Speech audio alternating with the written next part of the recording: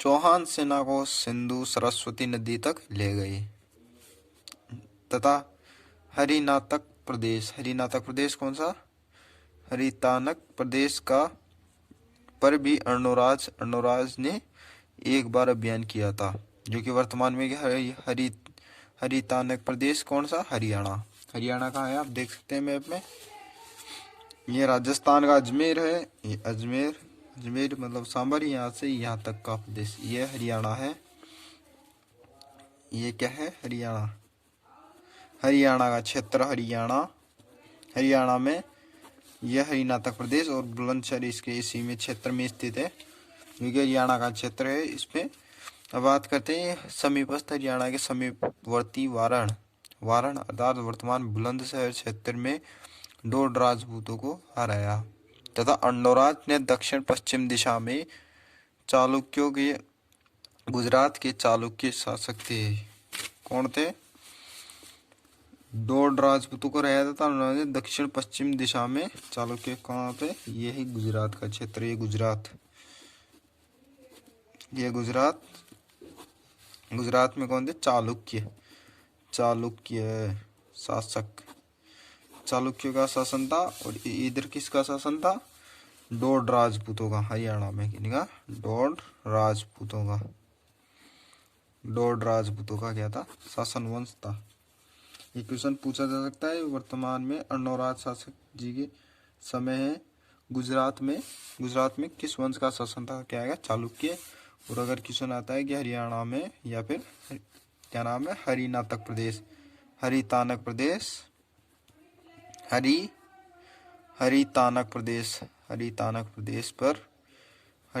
प्रदेश पर किनका शासक था, डोड राजपूतों का, ये चीज ध्यान रखना।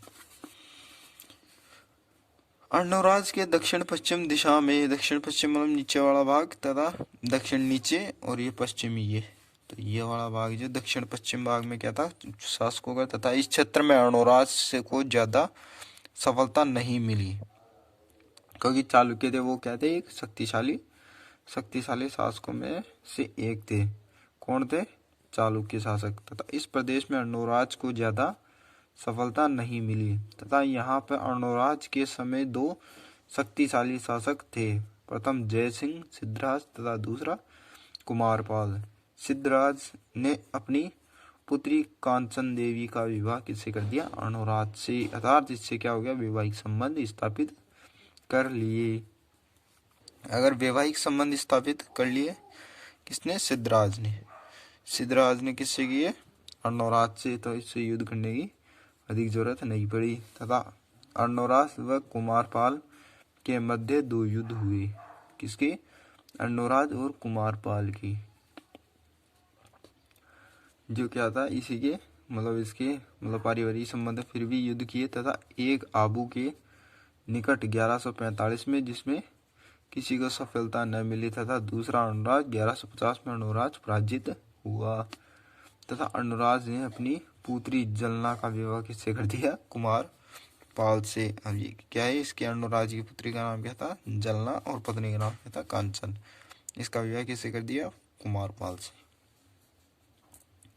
और इसने अर्णोराज ने किसकी पुत्री से, सिद्धराज की पुत्री से क्या किया था, विवाह। अब हम बात करेंगे आना सागर झील की। आना सागर झील कहाँ है, ये आना सागर झील, इसका निर्माण किसने कराया, अन्ना जी। आप इसके पीछे पूरा अध्ययन करें।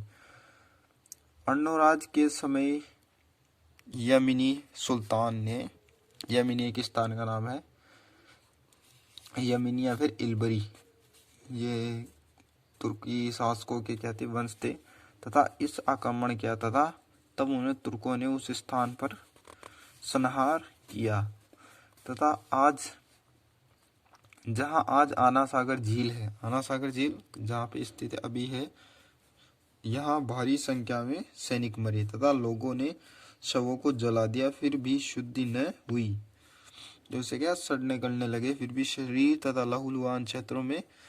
तो इस कारण क्या हुआ, जो क्षेत्र था, जैसे मान लीजिए ये कोई क्षेत्र था, नाग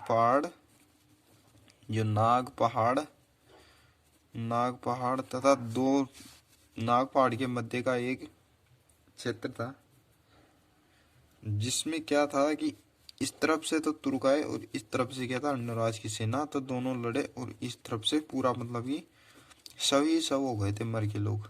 तो फिर बाद में क्या किया, इसमें गोमती नदी का जल लाकर किसने, आना जी ने, और गोमती नदी के जल से क्या किया, इसको साफ करवाया। कैसे साफ किया, पानी से। तथा इसमें क्या है, जो क्षेत्र था ना, इसमें जल बढ़ने के कारण क्या बन गई, झील बन गई। तथा शवों को जला दिया। फिर शुद्धि हुई, फिर भी शुद्धि न हुई तो अन्नराज ने शुद्धि के लिए तालाब बनवाया तथा इंदु नदी का, किसका, इंदु नदी, इंदु नदी जिसे क्या कहते हैं, गोमती नदी भी कहा जाता है, या फिर साबरमती नदी भी, जो कि जलधारा है छोटी सी। तथा बिजोलिया शिलालेख के अनुसार इस झील का निर्माण 1133 में, किसमें, 1133 से 1137, इसका निर्माण 1133-37 के मध्य हुआ था। पृथ्वीराज रासो के अनुसार इस झील का निर्माण 1135 से 37 के मध्य हुआ।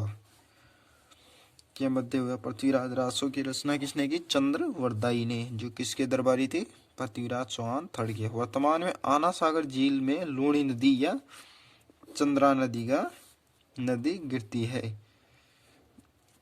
कौन सी नदी, लूणी या फिर चंद्रा नदी गिरती है। तथा आना सागर झील पर जहांगीर ने शाही बाग,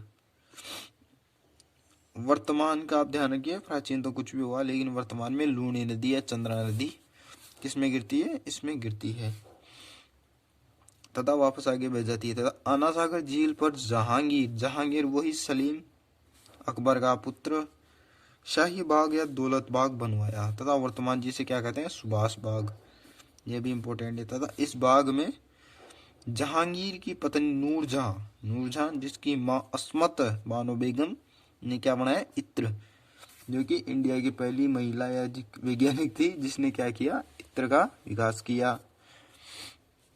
अन्नराज के 2 विवाह हुए, एक तो किसके साथ हुआ, कांचन देवी, और एक अभी और बताएंगे हुआ, तथा एक मरुदेश के योद्धेय, अच्छा मरुदेश कौन था, जैसलमेर के योद्धेय राजकुमारी सुधवा, तथा दूसरा जय सिंह सिद्धराज की पुत्री कांचन से, तथा एक से सुधवा से 2 विवाह हुए।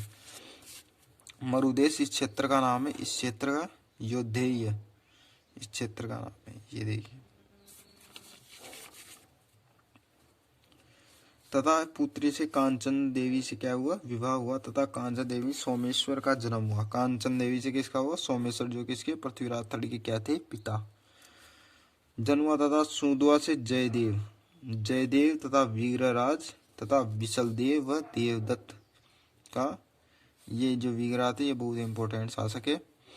पृथ्वीराज विजय के अनुसार अन्नराज ने ज्येष्ठ पुत्र जगदेव ने अन्नराज की क्या कर दी, हत्या किसने की, जगदेव ने। इसलिए चौहानों का पितरांता किसे कहा जाता है, जगदेव। ये बहुत इंपॉर्टेंट क्वेश्चन होता है।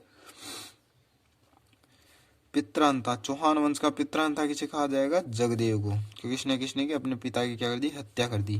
तथा सामंतों ने जगदेव को शासक न बनाकर पृथ्वीराज विग्रहराज का पक्ष लिया तथा जगदेव युद्ध में मारा गया तथा विग्रहराज चतुर्थ की उपाधि धारण कर राजगद्दी पर बैठा। कौन बैठा, विग्रहराज चतुर्थ। तथा जगदेव को चौहानों का पितृहंता कहा जाता है, किसे, जगदेव को, ये चीज ध्यान रखना। और मेवाड़ का पितृहंता किसे कहा जाता है, मेवाड़ का पितृहंता किसे कहा जाता है, मेवाड़ का पितृहंता किसे कहा जाता है, उदा, जो किसके थी, कुंभा ये तय की थी, उदा इसने किसकी हत्या की थी, महाराणा कुंभा की। तथा मारवाड़ का पितृहंता किसे कहा जाता है, मालदेव। तथा अपने पिता गंगा की हत्या की, किसकी की, गंगा, जिसने की, मालदेव ने। जरा ध्यान से जरा इसको लाइक करना, शेयर करना, है ना मेरा भाई, और सब्सक्राइब भी जरा याद से कर देना।